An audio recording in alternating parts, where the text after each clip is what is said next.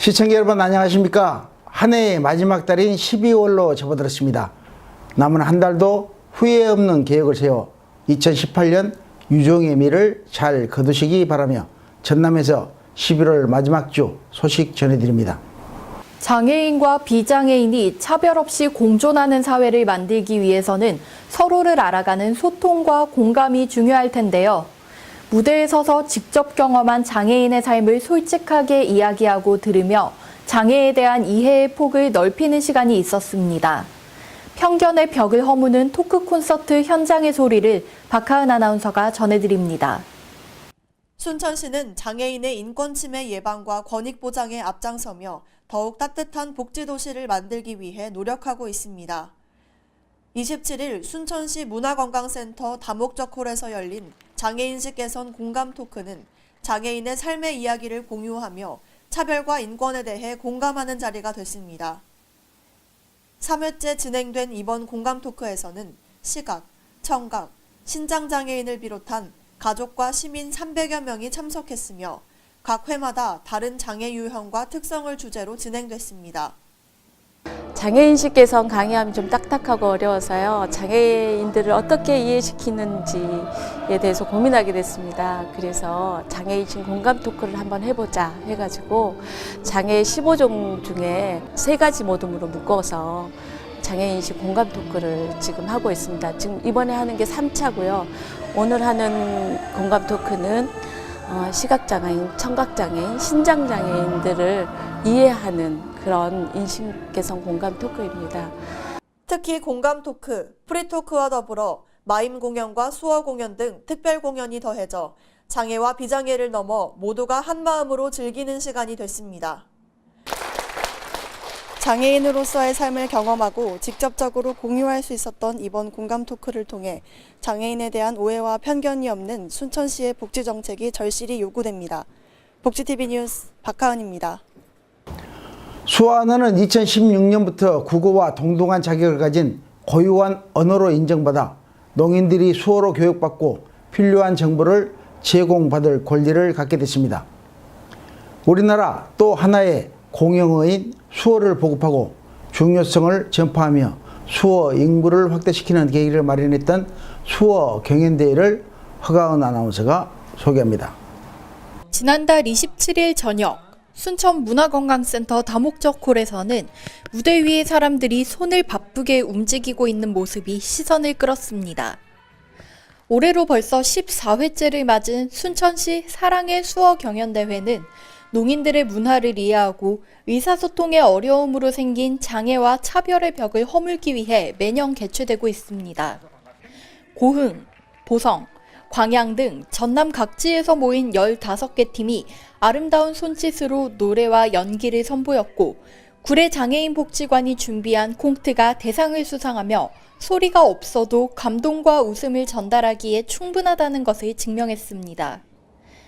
14회 수어 경연대회를 개최하게 된 목적은 농아인들에 대한 인식 개선을 목적으로 가지고 있고 또 하나는 수어에 대해 모르는 사람들에게 홍보와 그리고 보급 또한 수어 교육을 통해서 농아인들에 대해서 알리고자 시작하게 되었습니다. 모든 사회가 정말 수어를 배우고 또한 농아인들이 불편함을 느끼지 않는 사회로 만드는 것, 이것이 앞으로의 계획입니다. 더불어 살아가는 복지사회를 지향하고 있는 순천시는 수어통역센터 운영, 농아인 스포츠 문화 국제교류 지원 등 청각 언어장애인들의 복지 향상을 위해 많은 노력을 기울이고 있습니다. 손으로 전하고 눈으로 듣는 이번 수어 경연대회를 통해 청각장애인들이 겪는 불편함을 이해하고 공감하며 당연하게 여겼던 것들의 소중함을 깨닫는 시간이 됐기를 바랍니다. 복지TV 뉴스 허가은입니다. 다음은 단신 뉴스 전해드리겠습니다. 여수 화양고등학교가 전라남도 교육청에 2019년 전남혁신학교 공모사업 대상학교로 선정돼 우수교사 초빙, 유명학원의 수어 프로그램 도입, 기숙사비 지원 등 교육 수준을 높일 다양한 교육 사업을 추진할 수 있게 됐습니다. 화양고를 방문한 권오봉 여수시장은 적극적인 지원 의지를 밝히고 현재보다 한 단계 교육 수준을 올리기 위해서는 혁신학교의 역할이 무엇보다 중요하다며 지역 교육 발전을 위한 적극적인 역할을 당부했습니다. 이러한 혁신학교 운영에 대해 시민 설문조사를 한 결과 여수시민 대부분이 긍정적인 반응을 보이고 있으며 여수시는 내년도 교육경비 예산으로 역대 최고 수준인 116억 원을 편성하는 등 교육복지를 위해 노력하고 있습니다. 지난달 27일 광양시에서 지체 장애인들의 오랜 수건이었던 교통약자 이동지원센터 사무실 건립 개소식이 있었습니다. 이동에 어려움을 겪는 사람들의 편의를 위해 특별 교통수단을 운영한 기존 교통약자 이동지원센터는 지체 장애인협회 광양시 지회 사무실과 따로 떨어져 있고 좁은 공간이라 운영에 불편함이 많았습니다. 시는 2억 원이 넘는 예산을 투입해 100제곱미터 규모의 교육실과 이동지원센터 사무실을 기존 지회 사무실 부지 내에 증축했으며 이번 사무실 개소가 장애인들의 복지 향상에 큰 도움이 될 것으로 기대하고 있습니다.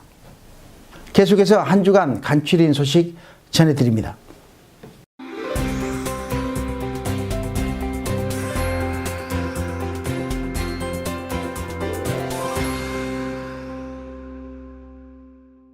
곡성군은 청소년들에게 담배의 유해성과 간접 흡연의 폐해를 알리고 금연 분위기를 확산시키기 위해 옥과고등학교 전교생을 대상으로 흡연 예방 체험 부스를 운영했습니다. 총 4개의 주제로 구성된 체험 부스를 파트별로 돌아가면서 체험하는 형식으로 진행돼 학생들에게 평생 금연의식을 심어주고 건강한 성장을 도우며 건강복지에 크게 기여했습니다. 광양시의 어린이들에게 숲의 소중함과 가치를 일깨우기 위한 2018년 숲 유치원 프로그램이 지난 29일 수료식을 가졌습니다. 유치원과 어린이집 유아들을 대상으로 한 숲 유치원은 아이들이 자연 속에서 마음껏 뛰놀고 교감하며 감성과 창의성을 키울 수 있는 아동복지 향상을 위한 자연체험활동 프로그램입니다.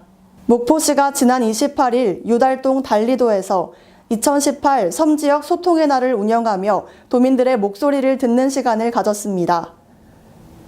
시는 방역, 의료 지원, 자원봉사센터 등을 운영하며 도민복지를 챙겼고 이 자리에서 김종식 목포시장은 앞으로도 주민의 소득 기반을 확충하고 생활 여건을 개선하기 위한 노력을 펼치겠다고 말했습니다. 고흥군은 귀농 귀촌인 60여 명이 한자리에 모인 자랑스런 고흥인 행복 만들기 역량 강화 워크숍을 통해 군민복지를 챙겼습니다. 이번 행사는 2018년 도시민 농촌 유치 지원 사업의 하나로 지역민과의 갈등 해소와 극복 방안, 도시민 유치를 위한 홍보 의견 교환 등 서로 소통하며 교류할 수 있는 의미 있는 시간이었습니다. 보성군 등량면에서 여성자원봉사회 회원들과 발전소 직원, 면직원 등이 관내 취약계층 150가구에서 직접 담근 김치를 전달하는 이웃사랑을 실천하며 지역복지에 힘썼습니다. 지난달 주거환경개선 사업에 이어 꾸준히 진행된 이번 봉사에서는 김장 나눔과 더불어 과일과 라면 등이 기부돼 추운 겨울을 따뜻하게 이겨낼 훈훈한 나눔 봉사 릴레이가 이어졌습니다. 지금까지 전남방송에서 소식 전해드렸습니다. 시청해주신 여러분 고맙습니다.